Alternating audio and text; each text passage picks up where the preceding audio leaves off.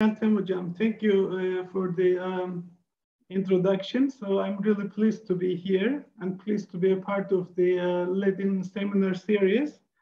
So it's a great honor.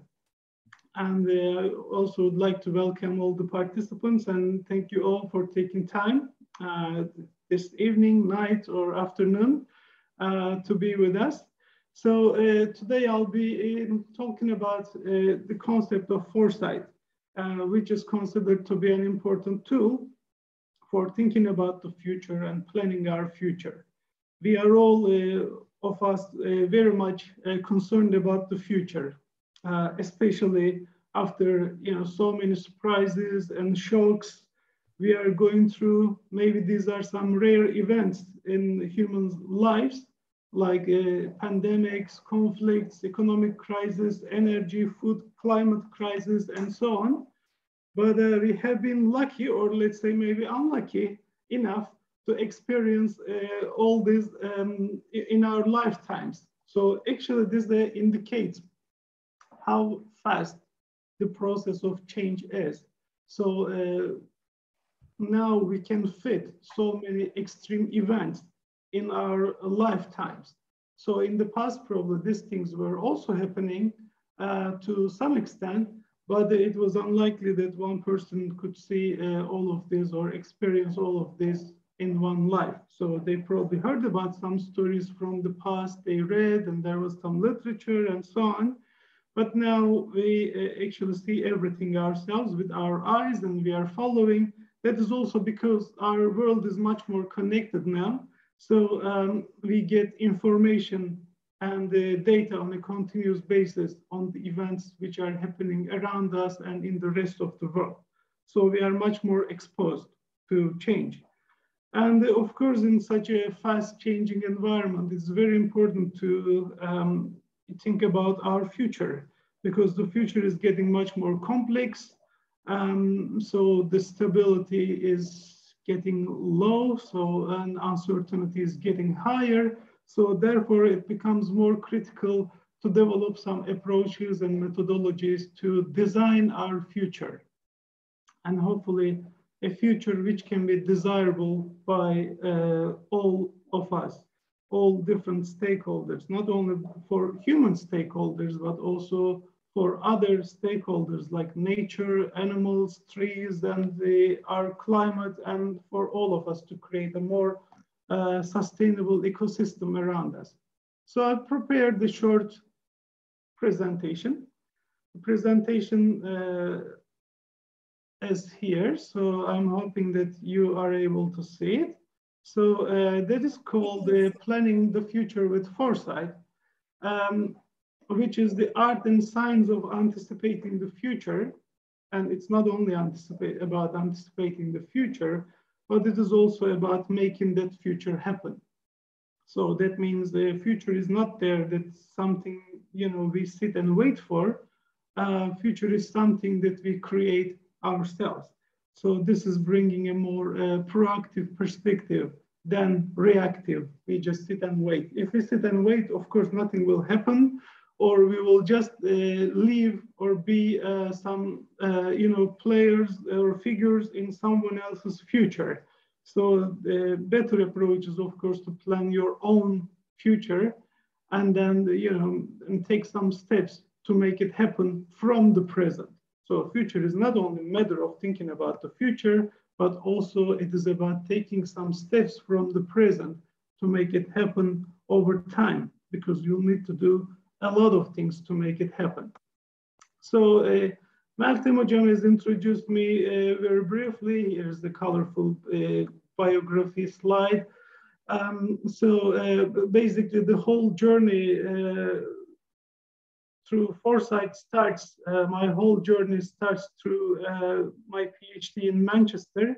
So, and where I worked for over 10 years, I'm still actually a member of the Institute, Manchester Institute of Innovation Research.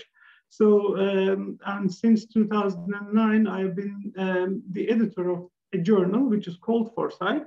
This is a journal of Future Studies, Strategic Thinking and Policy. So this is one of the leading journals in the field. So it's been there over 20 years now.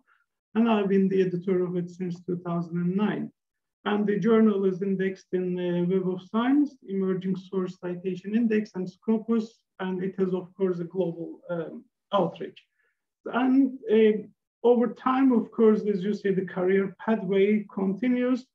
So since 2012, I have been working with Higher School of Economics, National Research University in Moscow. I'm the head of Laboratory for Science and Technology Studies.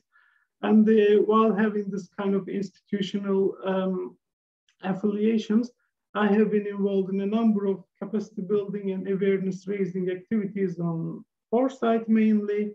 And I've done some advisory and consultancy work with the international organizations, mainly with the UN, OECD, European Commission, and World Bank. And there are also some well-established networks in the field of foresight, so I have been also interacting with them during my career. So this is a field which is very lively because everybody is concerned about their future. Everybody is concerned about our future, our common future in the world, and also our future roles, how we can create more sustainable economies, sustainable societies, and in nature. So now this is our biggest challenge, especially in a fast-changing world with many challenges, many grand challenges. So I will come to them. Why are we concerned about the future? Because it is not possible not to think about the future. It is too costly not to do so. We cannot bear the cost of not to plan the future. So we have to think about it. First of all, future gives us a lot of possibilities and a lot of space for innovation, because new ideas will always come from not a usual kind of by repeating the usual paths, but also by developing some new ideas. And for new ideas, of course, we will need some time. We will need some resources. And more importantly, we'll need some ideas. So in order to identify and frame those ideas, we will need to think about the future, explore alternative futures, and then design that future in order to make it happen so that we can offer to humanity some new products, new services, and better living conditions and environmental conditions. And of course, it is instrumental for, foresight is instrumental for setting priorities. We don't have unlimited resources. We have limited time, limited skills, and limited money. So if we have these limited resources, how to make them in a most strategic way possible? So this is one of our key questions in foresight. Then it's all about setting priorities and determining what is important to us, so that we can make more strategic choices. And this is also a very important activity in terms of bringing different stakeholders together, because it's not only about thinking about the future or speculating about the future. Foresight is bringing different stakeholders, because the world is composed of many different people, many different actors, many different stakeholders. So when we think about the future, we need to think about them all together. So it's a very valuable platform, Foresight, with its processes and tools, which brings all these different stakeholders together, put their heads together, and then see what kind of futures they may create or co-create or co-generate. So there are some processes and methods, so I'll describe them very briefly. They use to think about the future, and you bring together their individual foresights as institutional foresight, as we call it. And thinking about the future is also very important in terms of preparing for future surprises, shocks, and those wildcards.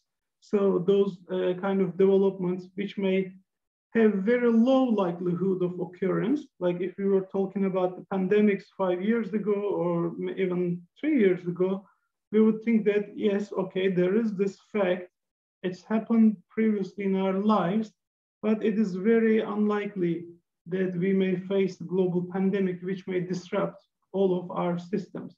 But in Foresight terms, actually, we have been discussing about these events for a long time now, and there have been some scenario work thinking about what if, for example, there's pandemic, what if there is an economic crisis, what if there's a major conflict in the world. So we always ask about these what if questions and then try to see how we can accommodate these emerging conditions and how we can actually develop some mechanisms to mitigate their negative effects. And then, as I said, the foresight is not only about thinking about the future and drawing some pictures about the future, it is also about connecting the future with the present. So we need to develop some policies and strategies from today because we need time to make this change process initiated and started. We will need those skills, so we need to educate those people. So we'll come to education, for example, and you have a great role to play in here to make sure that next generations are equipped with all those necessary skills and capabilities. And then we will also bring together necessary funds and funding sources, and then necessary infrastructure should be developed so that all this can be brought together as parts of the puzzle to make the future happen.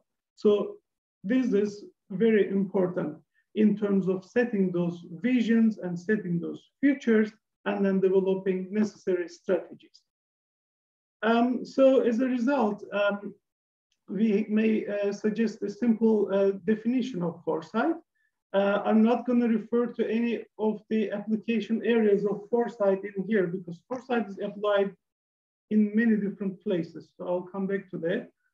It had some more kind of narrow application areas in some specific science and technology domains, but the idea of futures thinking has been immersed into so many different domains and many different areas.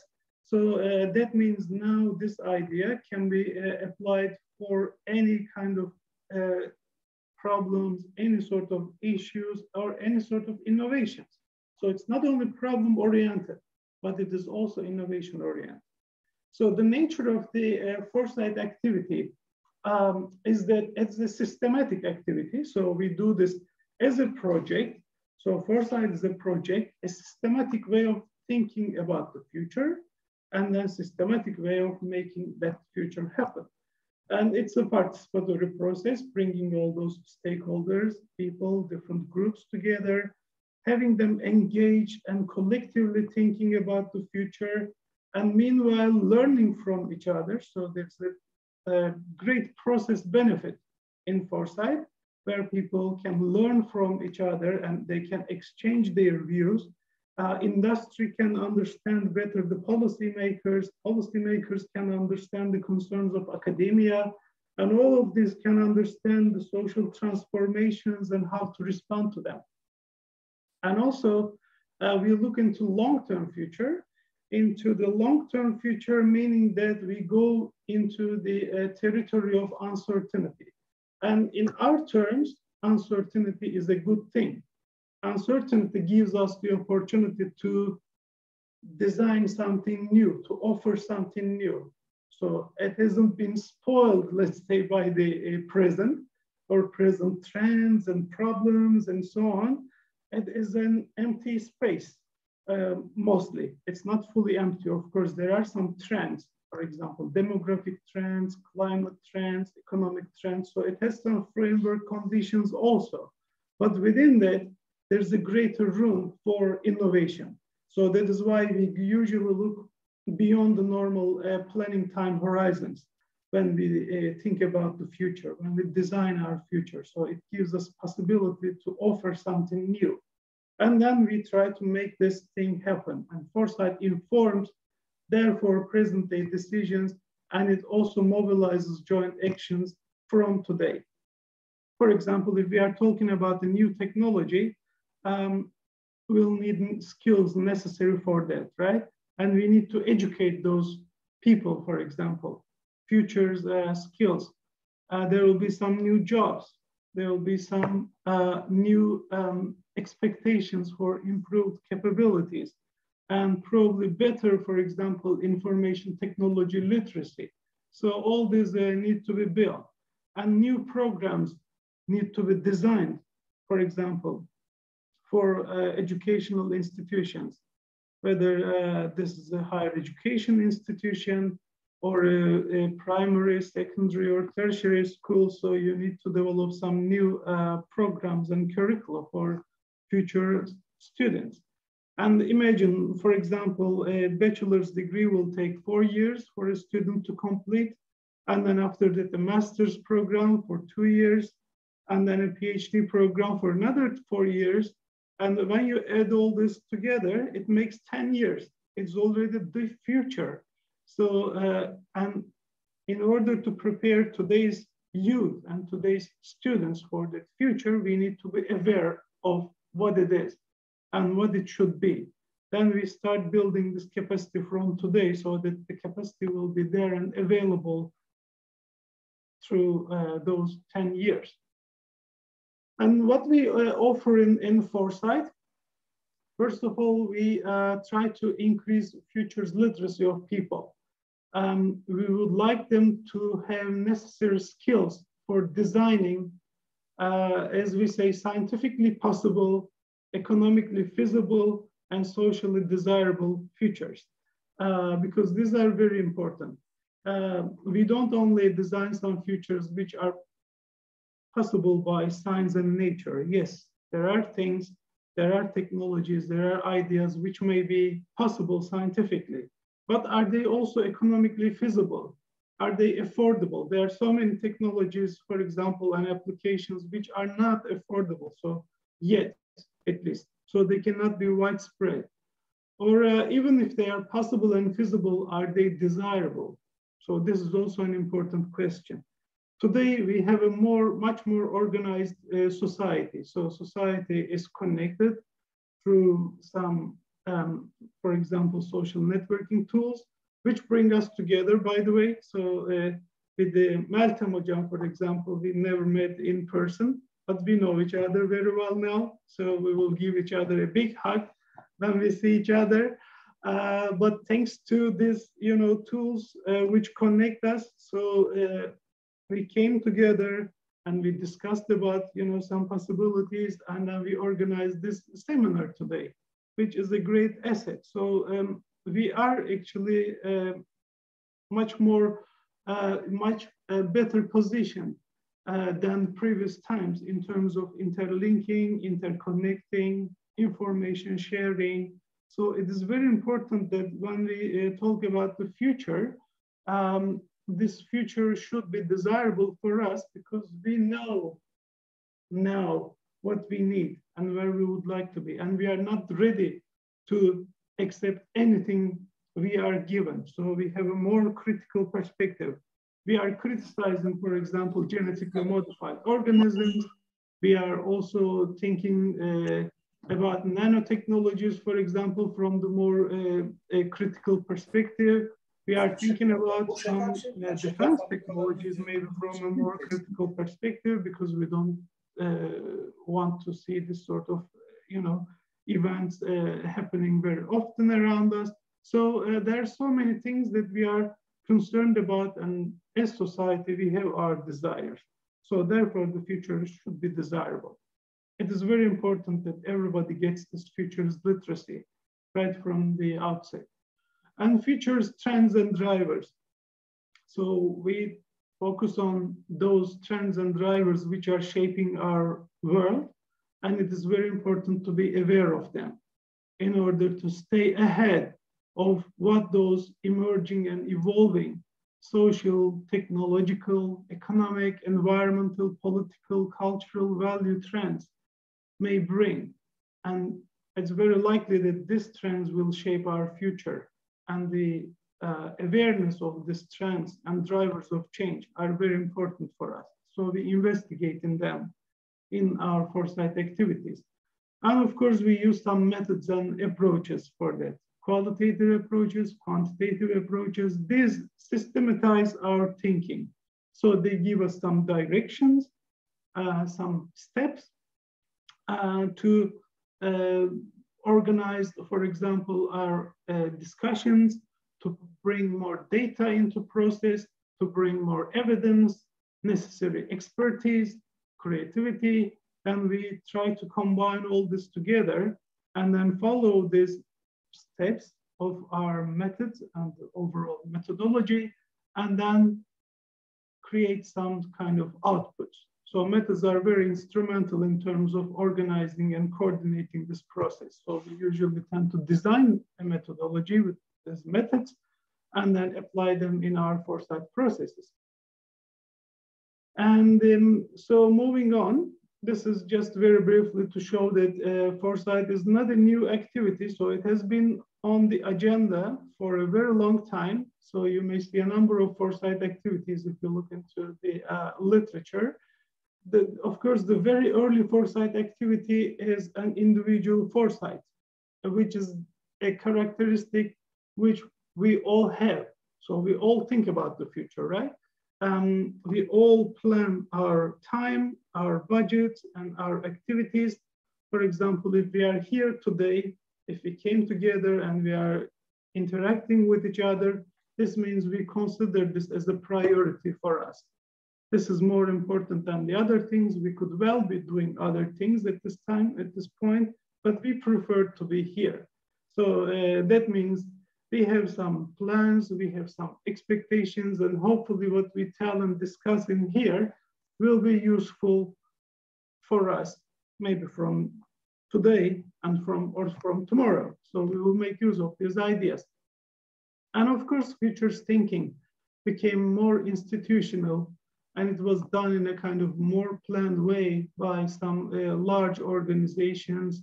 There were, for example, Foresight activities in the early 50s and 60s. These were mainly looking into the defense technologies, and they were discussing how to use science and technology to develop our defense capabilities. This was the post-Second World War period. And in later times, of course, we started using technologies for economic development.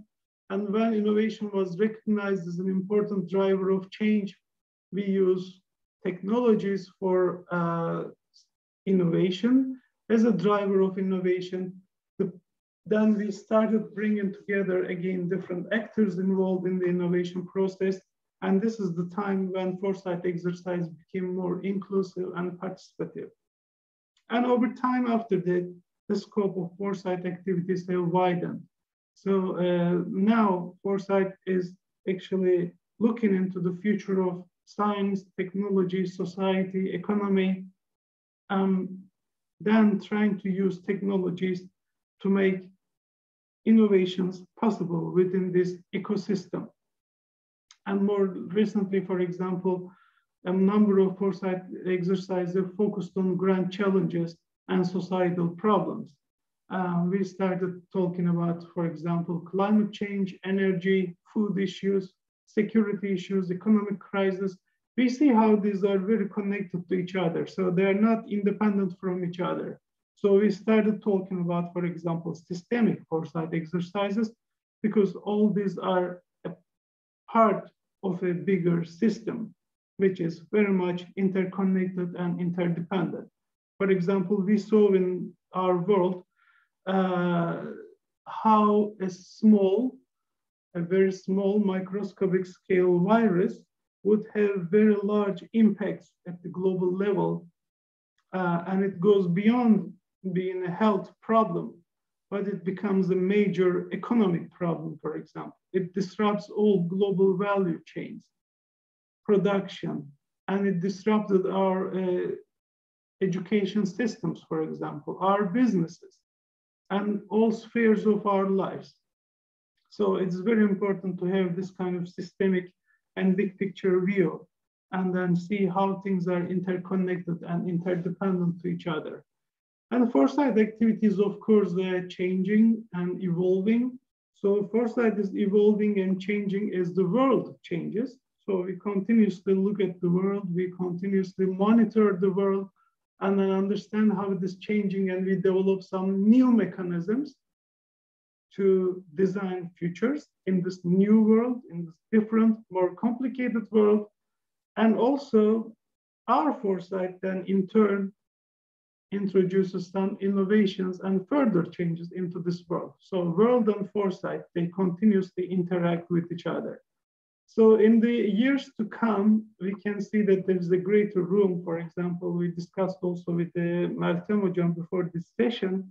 So she mentioned how they are planning to use artificial intelligence, for example, for education, and how these technologies may transform the educational system. We will discuss about it. We will come to the question whether we will have still one person who is the teacher or lecturer who knows everything about anything, and then they teach to a group of people which are sitting on some desks. So is this the kind of desirable classroom arrangement we still envisage for the future, which has been the case in the past 500 years, by the way?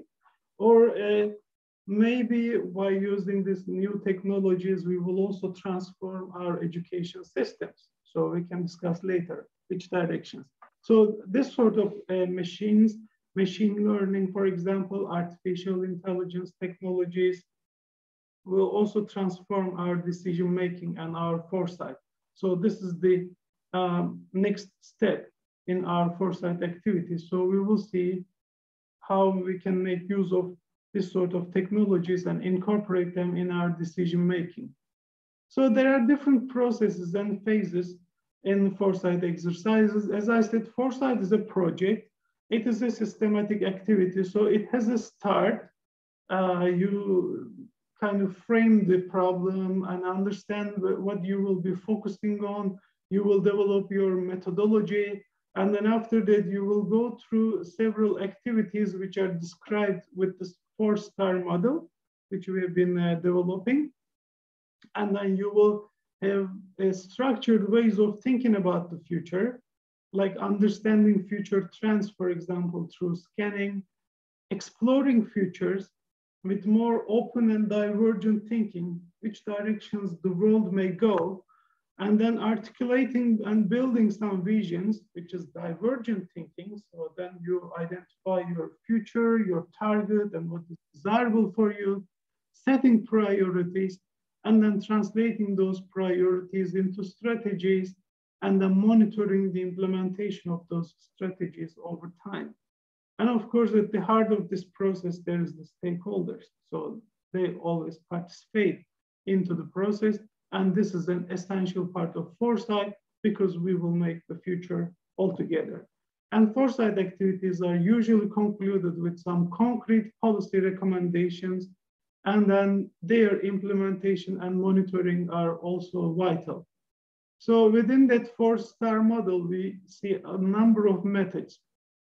So we use a combination of these methods because they all have different functions within the foresight process, and we try to bring them together based on our goals and our resources, because there are a number of methods, and then they have different requirements.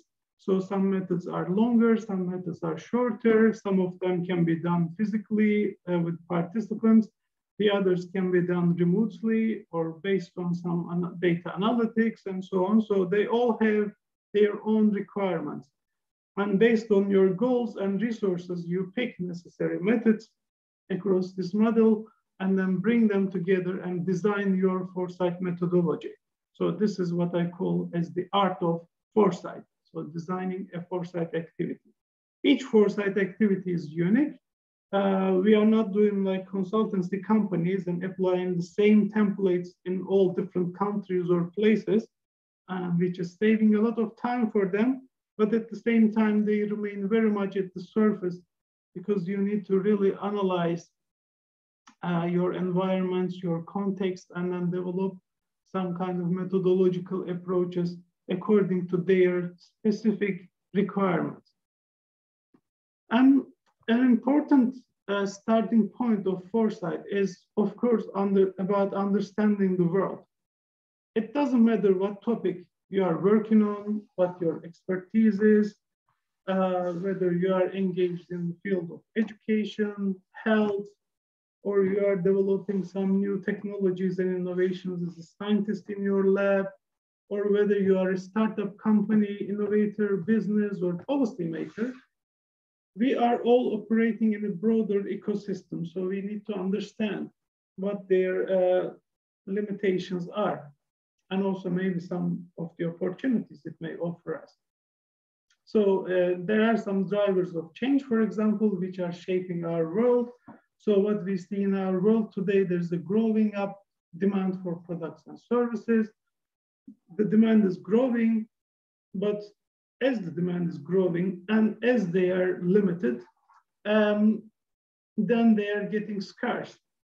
And once they get scarce and they get more expensive, and once they are more expensive and finite, and they have to be shared, and as a result, we start seeing some sustainability and security concerns in the world today, because we need to feed 8 billion people, which will be 9 billion sometime in the near future. So the world population is growing. It is not only the population growth, it is also the change of lifestyles and economic development. Of course, people demand more and more.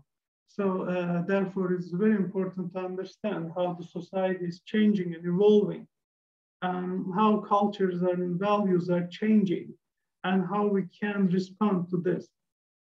We have an important tool, innovation. So advancements in science, technology, innovation give us a lot of possibilities. So we have a lot of threats, but at the same time, we have some possibilities. We see that there's an increasing interest for public and private R&D. In the past, only some government funding was available for research and development, but we now see that there are much more players, and private sector is also having the bigger share in innovation and research and development. So this is certainly an opportunity. And growing social awareness and engagement, we discussed about this already, the role of society and the society's expectations and desires and how to respond to them. And of course, finally, the availability of data and analytics methods. These methods help us to understand our world and monitor change and spot those trends which are shaping our lives and the future. So for example, on the right side, you see the figure, how different systems are connected to each other, as I said earlier. It is very important to understand, for example, climate is not independent from energy, water, and food. Energy is not independent from climate, water, and food, and etc. So they are all interlinked. And this concept or this phenomena can be applied to other parts, other spheres of our lives too. So we can then see the bigger picture by looking at how things are connected. And when we make our plans, we can see what is a good place to start this change process. And of course, we need to be very aware of the mega trends. As I said, there's a growing demand for food and energy, but at the same time, large territories of our planet have been already degraded. So this degradation is an important problem in, for example, the availability of arable or agricultural land, because we need more food for 9.7 billion people by 2050, but we have less land. This is a big dilemma. You can already see, I mean, by looking at this picture, for example, what future problems might be. So I'm sure all of you experience increasing food prices when you go to shops, right? So all of us, it is the same everywhere, you can believe that. In the world, there's a global problem that food prices are increasing, and it is very likely that it will increase more. And there will be another 250 million people to be added into the group of, the level of starvation. So in the world this year only, because of the food crisis. The same goes for energy, and the same goes for water. So we will have more and more demand for this, and they will become less and less available. So you can understand all sorts of problems and issues we may face in the coming years.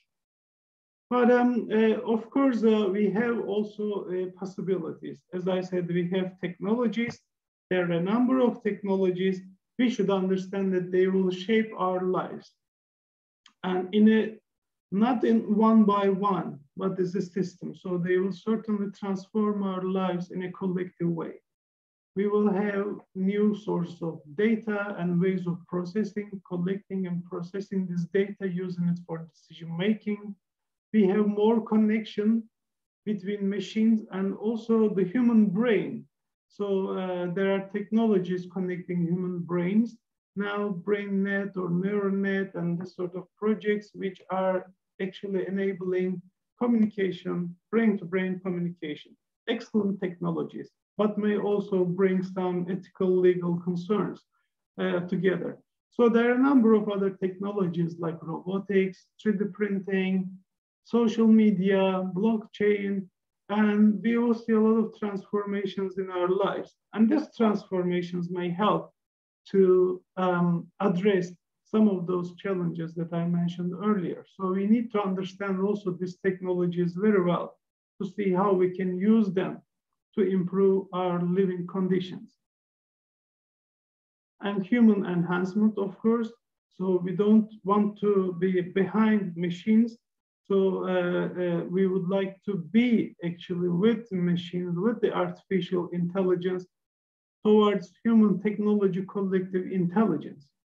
So there are some scenarios where the things may go into a human dominant world or technology dominant world. You may have heard about singularity, for example, concept which is thinking that machine intelligence will outpace our abilities to control them. But actually an important or a more desirable future for us is to go hand in hand with those technologies, and how we can bring human brain and technologies so that together, collectively, we can act more intelligently than any other person, group, or a computer. So this is a desirable future for us. But as you see, there are many other scenarios possible. We can see some indications of that. For example, when we look at this picture, we see that this is based on our data analytics. We have an intelligent Foresight analytics system, which is using a lot of machine learning technologies. And so we look into the literature to understand where the science is going, for example, in the use of artificial intelligence. So there are a lot of keywords which are indicating us that we are going into human-machine combined world, our collective human artificial intelligence, which is we represent this with an acronym called CHAI. We all love CHAI. So CHAI actually means collective human artificial intelligence. So in this case, it's an easy to remember acronym. And the developments in science show us that there are a lot of evidences, different evidence showing that we are going into this direction, like human-machine collaboration, artificial creativity, human-like decision-making, artificial intelligence brain, human artificial intelligence, human performance enhancement, AI decision-making, and so on. So there are so many others. So it is very important. So there are some basic activities we undertake in order to understand this rapidly changing world, and then how we can find our way and position ourselves within this fast changing world. First of all, we understand all those social, technological, economic, environmental, political, and value trends. So our foresight is at the heart of these systems. these systems actually constitute the whole life. So our life is a combination of social, technological, economic, environmental, political, and value systems. If you think about your 24 hours, for example, you can easily understand when you get up in the morning and when you take a shower or wash your face or something like that, you use water. And that water needs to be made available at your tap. So imagine the big water infrastructure behind it. It is all connected to climate. There should be rains, there should be snow, and this water should be collected from natural resources.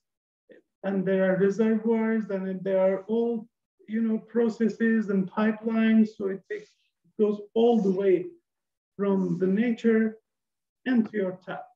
The same goes for food, for example. You eat food, and there's a whole food chain starting from the growth of crops in agricultural land, and then collection of them, and packaging, and transporting, retailing, shopping, and making it available in your fridge. And you use transportation systems. You use your cars, you use public transport, you use metro or bus or whatever. So the whole transport infrastructure needs to be designed in order to make sure that you can go from point A to B, right? And then you use information technologies, computers, World Wide Web, and these information sources should also be there. And we are also interacting with our family, with our friends and people around us, and we are a part of a social. So if you write a story of your life, or in 24 hours, your one day, you will understand how we are cutting across through all these systems. So it's very important to understand this, because our question is actually how to write a better story, a better narrative of our lives. When you write this story of the present, for example, we are spending a lot of time in traffic jams, right?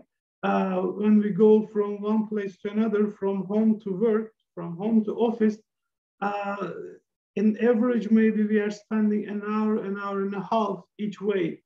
And then that takes about 2-3 hours of our life in a day. So this is not a very good narrative for our life. So how can we write this story much better?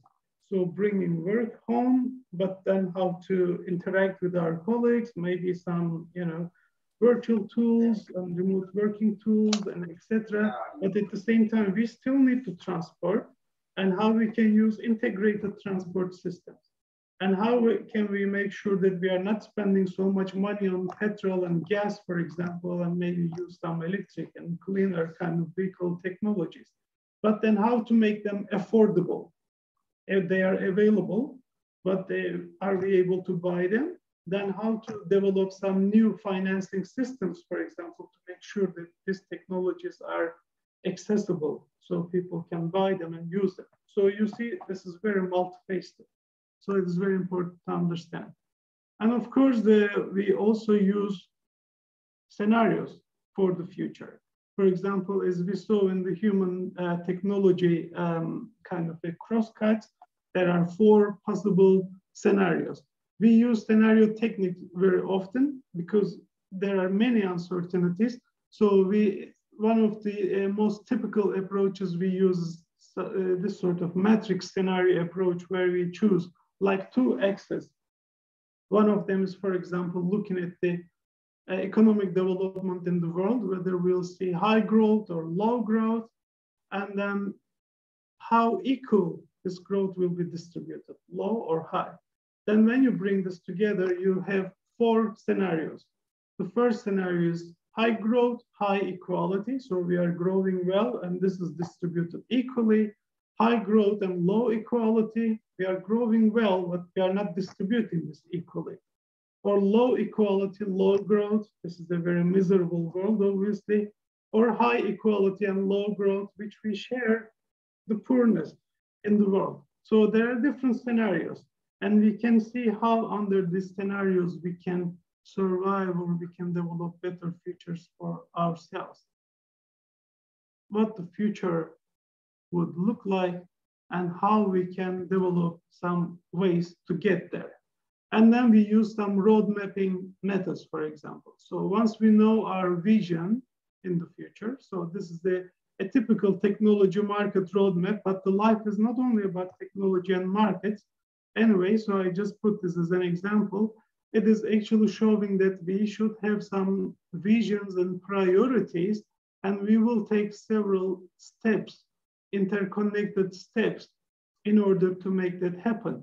And these are like hierarchical, and they are all connected with each other, and they will also require some resources like capital and investment, like supply chains, and we will need some staff and skills, which again corresponds to our educational activities. Everybody needs our foresight. So it is very important that we do foresight, and governments need our foresight to set priorities, to formulate policies, and to make funds available. Science and research will need our foresight to identify those promising research areas and set research directions and establish necessary networks. Business and industry needs our foresight because they need to develop also strategies and innovation programs, new products and markets, new technologies and R&D. Education needs our foresight because they need to design some new educational programs. They need to develop some new courses and academic curricula and build some new skills and capabilities for the future. And of course, society needs our foresight because society needs to be aware of the change. They should understand the challenges and opportunities, and their support and engagement are vital to achieve sustainability and stability in our lives. So here is the end of my presentation. So I hope I didn't speak too much and too long. So I'm happy to now take any questions you may have and have further discussion with you. Thank you. Thank you, Özcan, for this valuable presentation. The participants wrote in the chat box that it is a very valuable presentation. Thanks for it. And there are some questions. A couple of questions actually. Let's see. The first one comes from a university student. As a university student, I get worried for my future due to the issues that are happening in the world at the moment. How am I going to continue in a world that is still facing with a lot of problems? Also, it is very hard to live in Turkey. Do you have any suggestions to change this or break this block in our future life, Özcan? Yes. Very important, very, of course, the fundamental questions. So as Damla asked, actually, so she is well observing that there are things happening in the world, first of all. So the world is going through this process. We have a very kind of unfortunate situation as humans because it seems like we never learn from our experience. This is actually what worries me a lot because, for example, I talked about machines and humans and how they should go hand in hand and together. But when I look at humans, for example, I'm a little bit more pessimistic about their future because humans always start learning from the beginning. Right? So, for example, a new child is born, and this is a kind of very, a clean, empty mind. And so this child, this baby, first of all, needs to walk, and someone still needs to feed him or her, and they need to talk. They need to learn how to read and write, and then, understand what is happening around them. And it takes at least 20 years for a human being to, be capable of doing something, making some decisions and contributing to the society. And each of us goes through this very hard process. Every new person, every newborn child has to go through this painful process. It is not the same for machines, of course, and machines are always upgraded. You have your mobile phone and the new version of the software is uploaded immediately, and it has an entirely new interface. So we should understand our weakness. So therefore, we should develop some ways to inform ourselves to better understand and monitor where the world is going. So at the present time, our world is going through a hard time because of economic crisis, because of pandemics, conflicts. And as I said, these are not independent from each other. So if one part of the world feels the pain, has the pain, the others will also feel it. But at the same time, as I said, there are technologies developing. So there's no need to be hopeless in this case. Because as humans also, we are very strong and we have adaptive character. So we can adapt to very hard and difficult conditions. And we are actually, with our brains, we are able to develop some solutions. So what is needed is a bit of a creativity and then imagination and novel thinking. And understanding, of course, the world. So what is causing this change and why are we, what is actually making us more like hopeless in this situation? So there's no room to be hopeless. We should understand that there are, again, possibilities. There are, for example, we need to, first of all, equip ourselves with necessary skills, right? So we are at the edge of digital transformation. For example, if we exclude ourselves from this digital transformation, we will have less chance to be involved actively in future innovations. And we also are actually still in need of human interaction. And there are some sectors, there are some areas where we can use this sort of capacity. But in any case, we should be literate of the future, of the digital economy and digitalization, and then equip us with necessary skills to communicate with the others. We don't have to, we have a lot of chances now to communicate with the rest of the world. So now we are connecting here at this platform, many people from different countries, right? So that means we don't have to be thinking very much about our country or our city or our environment. We have this great possibility to interconnect with the other parts of the world. We should open these channels. People around us may not understand it, or they may have different thoughts, different ideas, but we can easily exclude ourselves from this group of people. If we have some specific skills, we can easily promote this globally and then develop our interactions with people in other parts of the world. There are some parts of the world which are less affected by these developments. They are living in relatively better conditions. We don't have to be there physically, but we can also enjoy this wealth, remotely, and by interconnecting them, by introducing ourselves. And I'm sure each of us can make a difference, and each of us has something to offer to the rest of the world. Like yourself, Meltem Hoca. You have been connecting with the friends, colleagues from India, for example. You said this is a very exciting place, very exciting country, very colorful, for example. And there are a lot of possibilities. We have a lot to talk, a lot to discuss with them, and a lot to learn from their experience.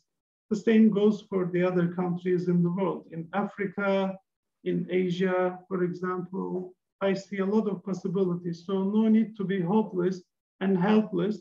So let's try to open up and discover the rest of the world. If we are not able to travel, we are able to connect to them anyway by using all these technologies.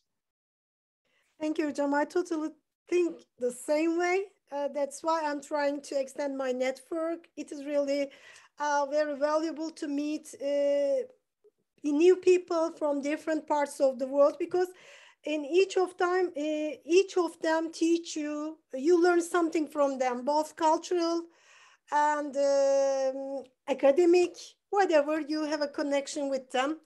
Okay, we have another question from Azra. Which strategic planning or strategies you prefer in the Foresight project to achieve our future effective changing development process? So we don't have actually universal solutions which can be applicable to all of us.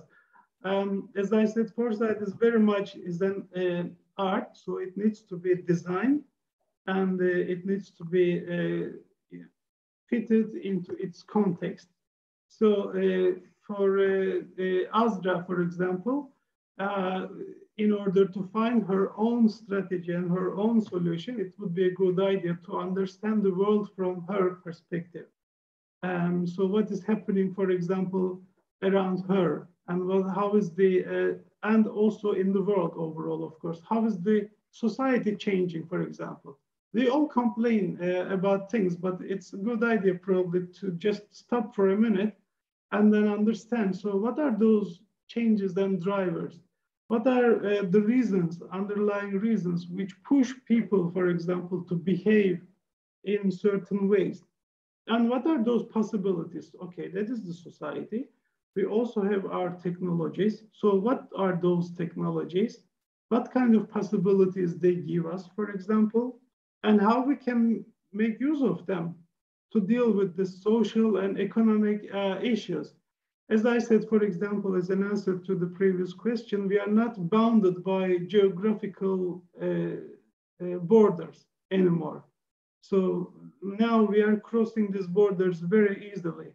And now there's nothing preventing us actually to put our heads together and then to develop some new ideas and cooperate for the future.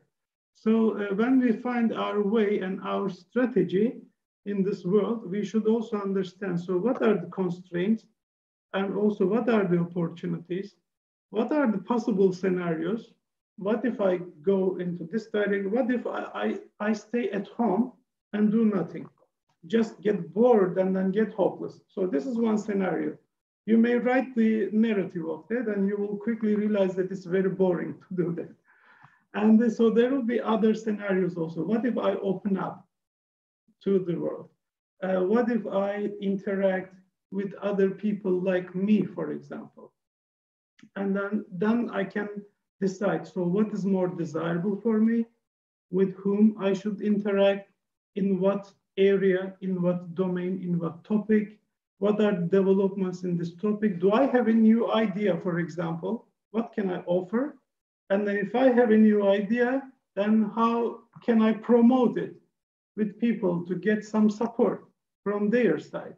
So creativity is very important, and we will all find our own, strategies. You may use some of the techniques that I mentioned in here, even at an individual level and on an individual basis.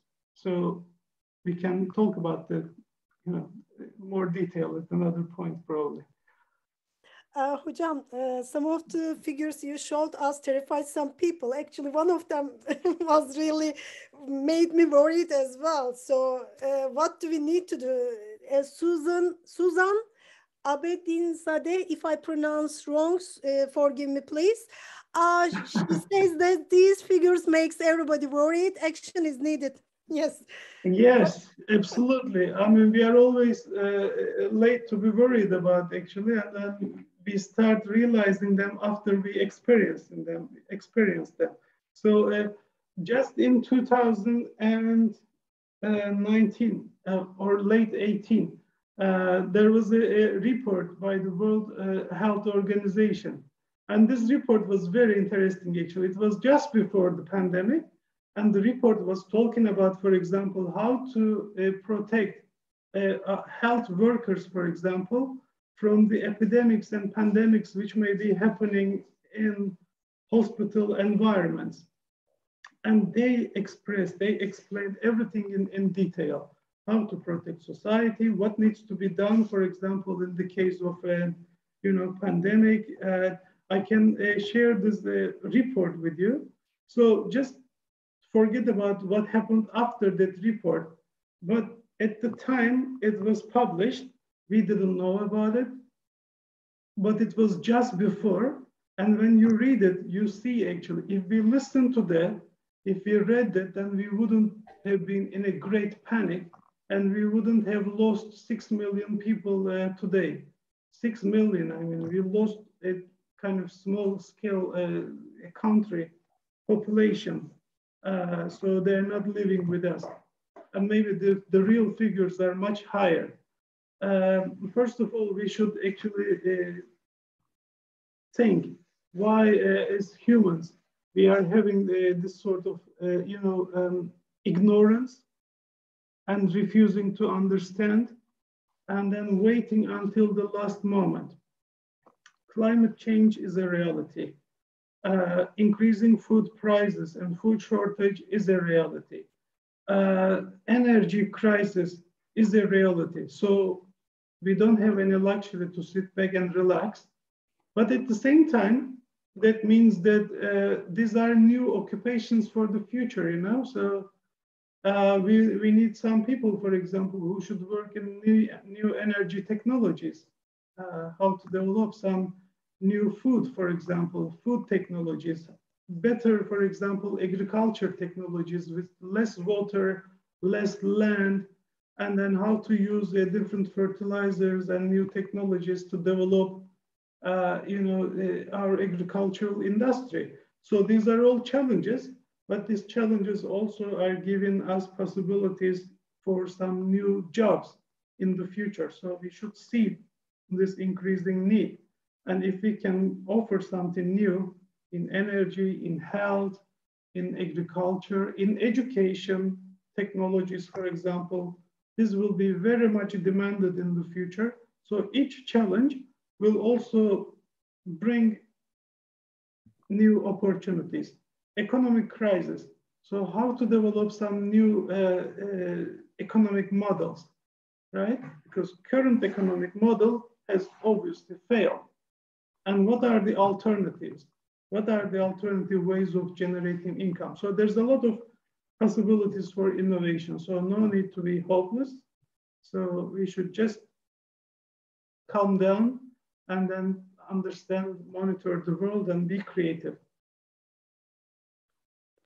Okay, there's another question from Deepika.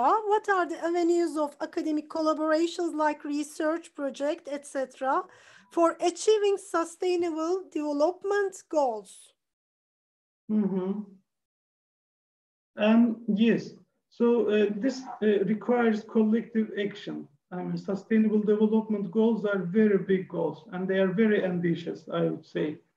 And the United Nations, they've been revising and relaunching them in the past 20, 30 years, and they are labeled in different names. They were like Millennium Development Goals, and now they are Sustainable Development Goals, and etc. Because we are always far from achieving them, so they are always repackaged and represented back to us. But anyway, so what we need to do is probably to understand that this requires collective action globally. And in different parts of the world, of course, there are different academic institutions and there are possibilities for cooperation.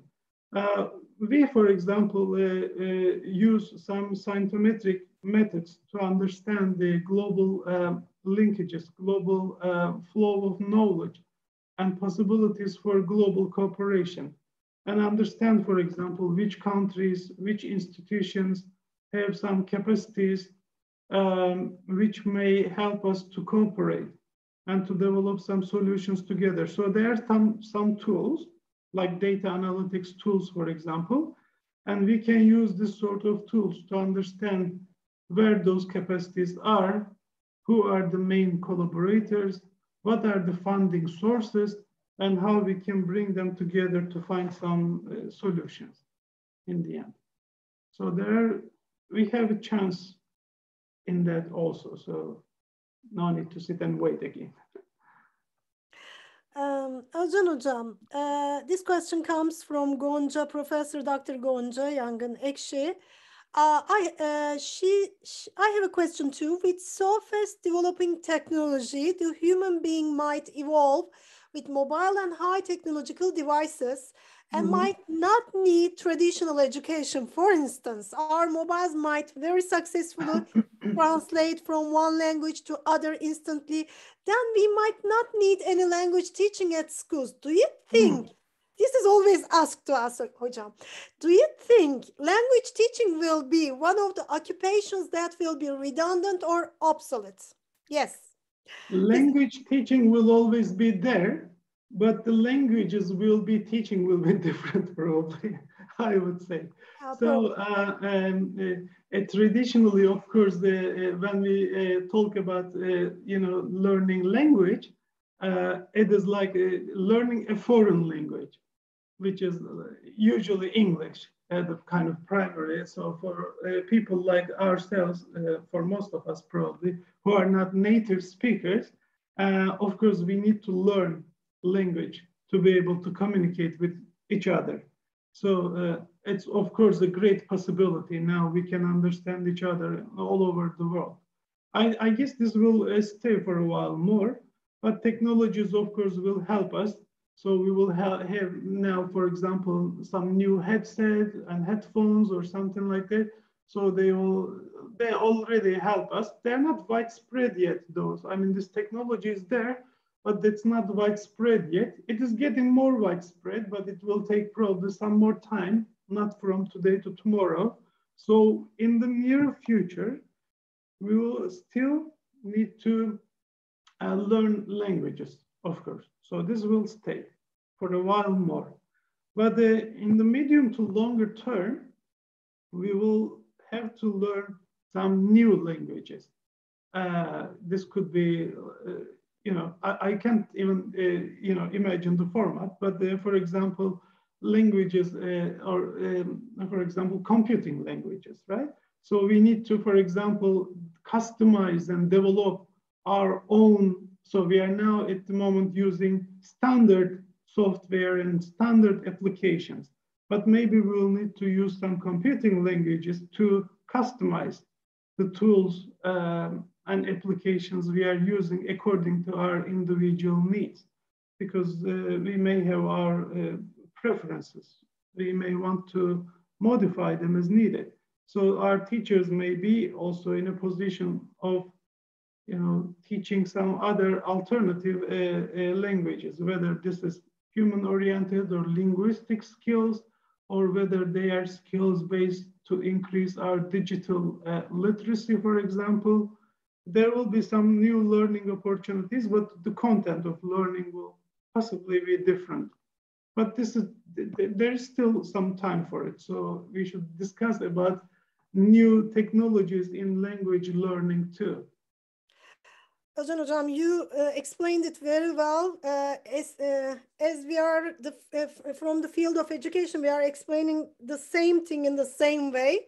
So we are thinking in the same way, yes, as educational technologists and language experts. Thanks for it. There is another question. Here in India, new policy 2020 has 3 language policy, like national language, Hindi, modern international language, English, and regional language, along with traditional or classical language. So, Deepika, is that your question? Can you hear me? If you are here, you can ask. I can.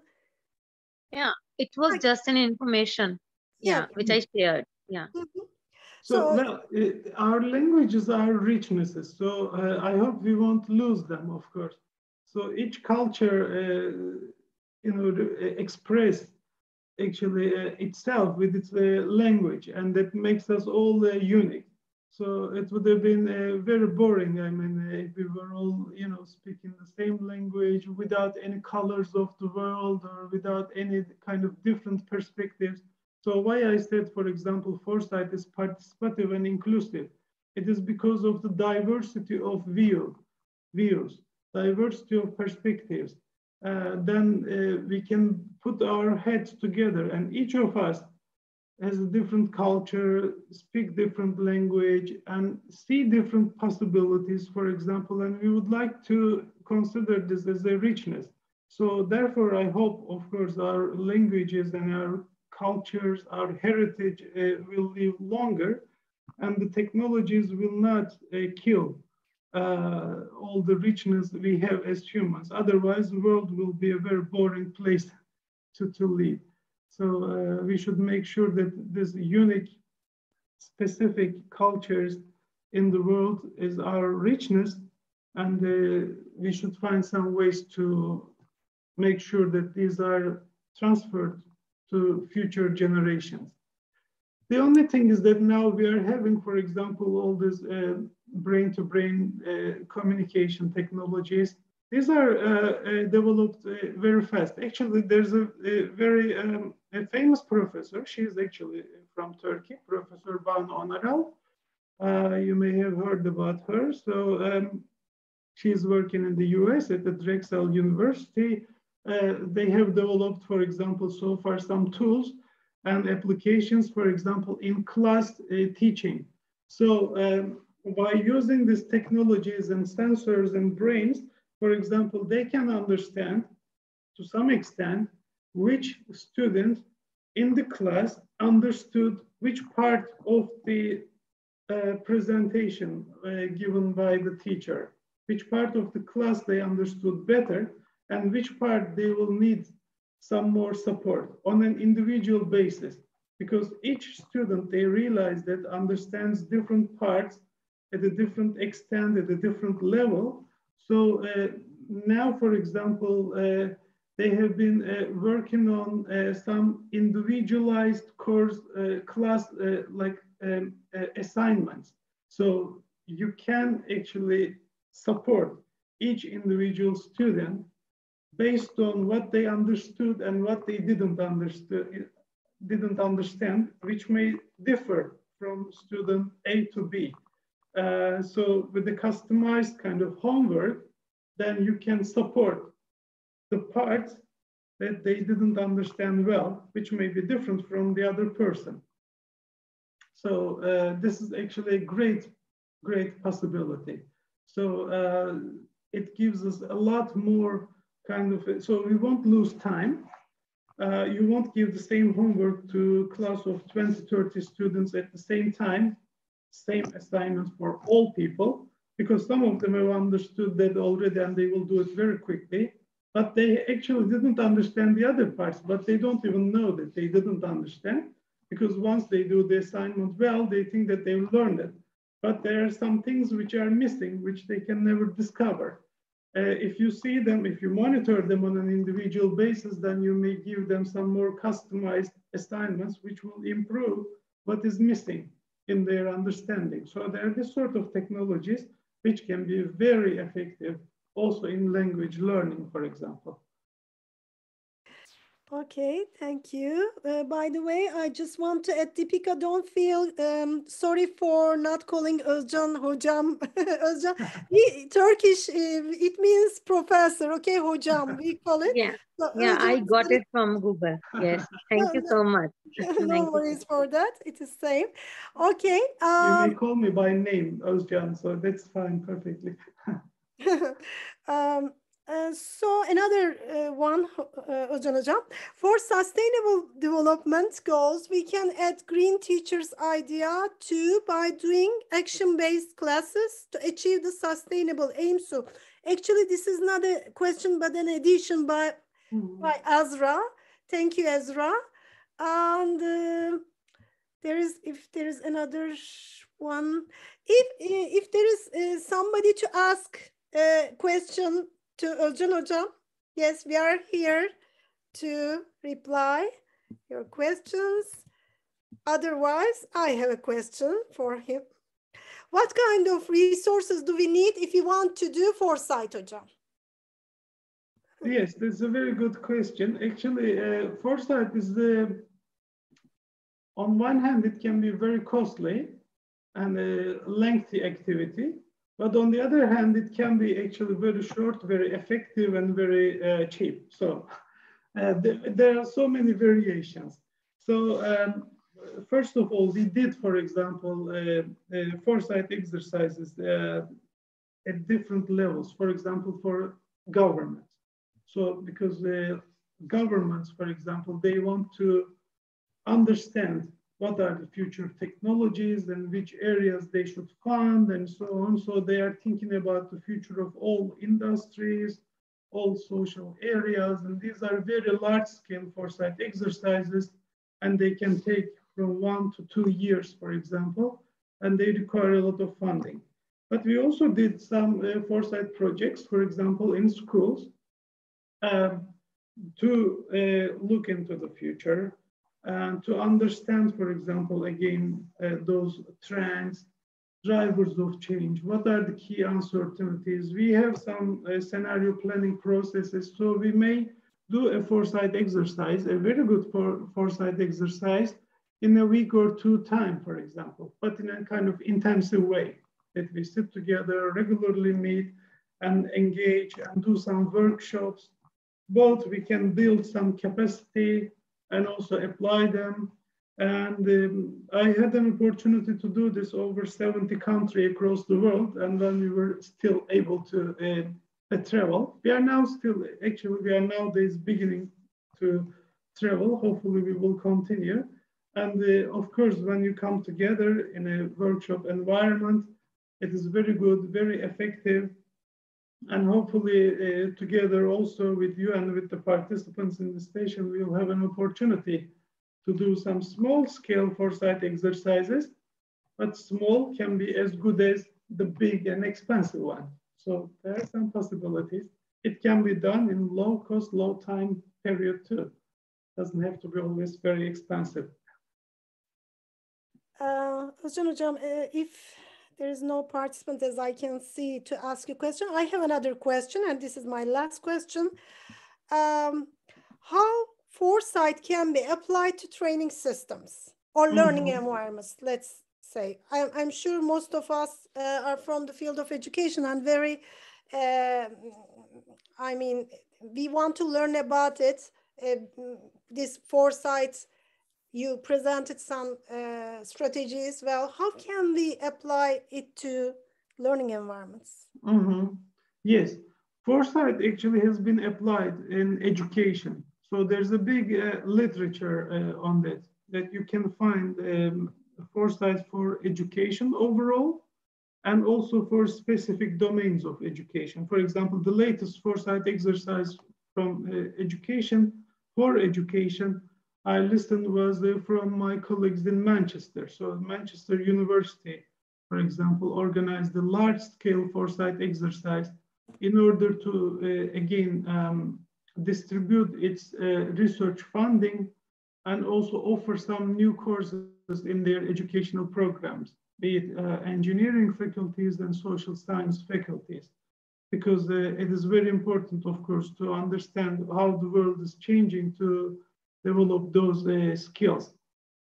And and when I was doing my PhD, for example, I had organized 2 case studies, action research actually in the format of action research, 2 foresight exercises, both in Istanbul Technical University, and also Boğaziçi University. So we had done 2 foresight exercises. One was for the Department of Architecture. The other was for the civil engineering. For example, we had some workshops and brainstorming sessions. We tried to understand what are the future construction technologies, what are the transformations in society, what are new approaches in design, for example.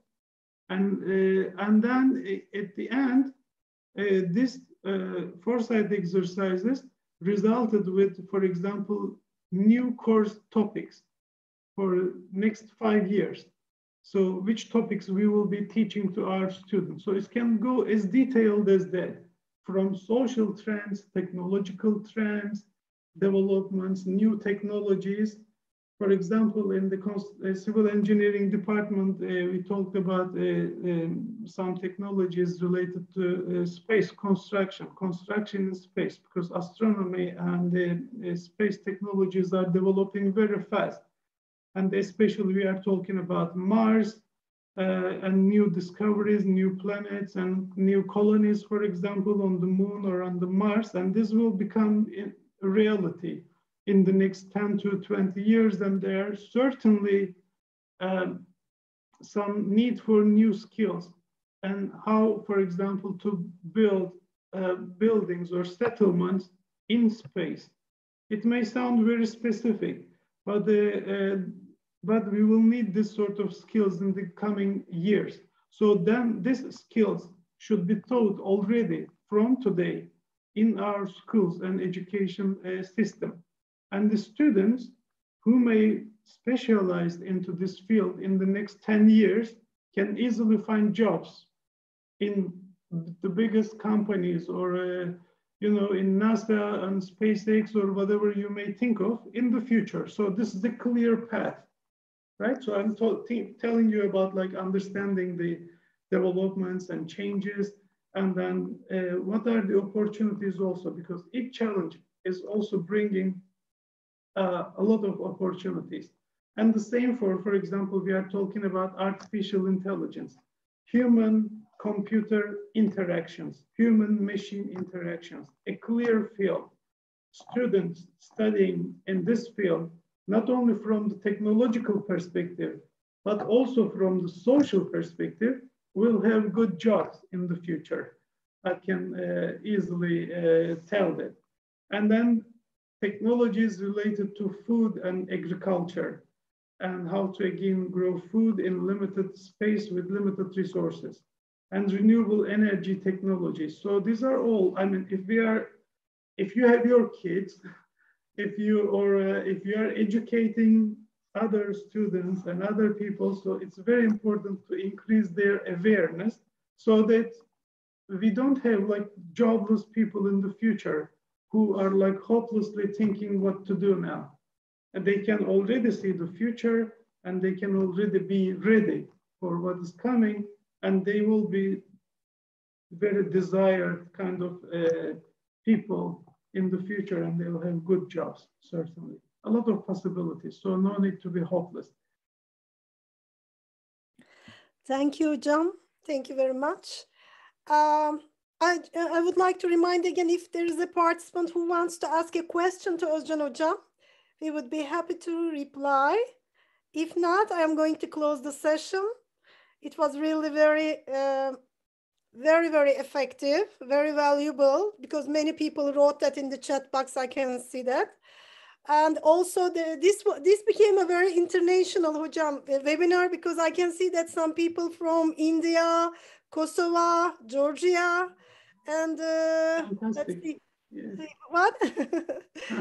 And then, of course, different parts of the world. Yes, there. Yeah, I can see.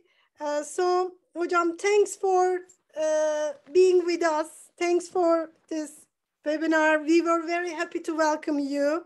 I know you are a very productive researcher and academic. I know you have very limited time, but you dedicated this time to us. We were very happy. Thanks for it. It was my pleasure to be with you. Thanks for inviting me. I hope I created some maybe new ideas or new question marks, or maybe some new answers to your existing questions. If I contributed even at a smaller scale, I'll be very happy, of course. I'm sure you contributed quite a lot, Hocam. Thank you. Thank you very much. Thank you. Thank you, everyone. So see you soon again. Okay. Bye-bye. Bye-bye. Thank you to all participants. Thanks for being with us. Let's meet at another webinar in the next month. See you. Bye. Bye, Özcan Hocam. Bye.